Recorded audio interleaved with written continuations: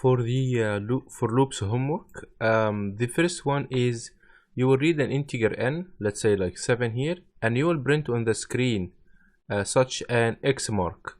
N will always be odd so that you can do it here. Find special pairs. You will count how many x and y numbers such that x in this range and y in this range, and x is less than y, this is another condition, and x plus y is divisible by 7. There is only one output here for this program, which is this number, because there are no variants here. So try to do it, and then try to think in some minor optimizations, something that improve it a little bit. Find all quadruples. We would like to count how many ABCD numbers with the following property. Any of them is less than is from 1 to 200, and A plus B equal to C plus D.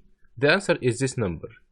Now try to code it using for loops, but it will be very slow, and then try to improve it to be using 3 loops. In the future you can even do it in 2 loops, but for now just focus on 4 loops and 3 loops. Is prime. Read an integer n, which will be something small like less than 500, and print yes if it is prime number, otherwise print no.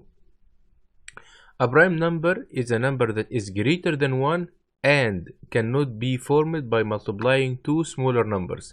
In other words, it cannot be divided by any number that is less than 8, skipping the 1 from that definitely. The first few prime numbers is 2, 3, 5, 7, blah blah blah. So something like 11, for example. You can't define a number less than 11 and greater than 1 where 11 is divisible by it. In terms of the outputs here, 13, then yeah, you should print yes, it's a prime number. If for an input like 12, it should be no, because 12 is divisible by something like 2 or 6. Print primes. You will take an integer n and we will print all the prime numbers that are less than or equal n. For example, if I enter the input like 18, you will print all of the number up to 17, which are all prime numbers. Digits sum. You will read 3 integers n, a, and b. Print the summation of the numbers from 1 to n with a specific condition, which is the digits summation of the number is between a and b. This might be a bit confusing. Let's see an example. If I enter the input like 20, 2, and 5.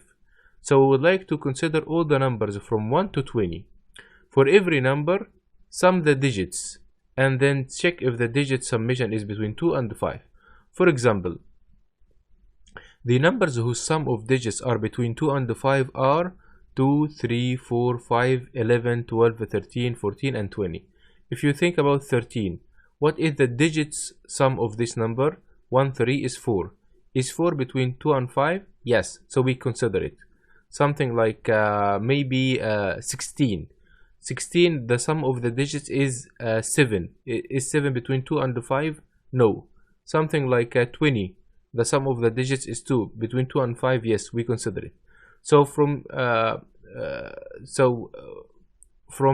20 to 25, we have only these numbers. And if you sum these numbers, their summation will be 84. So we are summing the numbers that their sum of digits is between a and b. I hope that the question is now clear. That's all.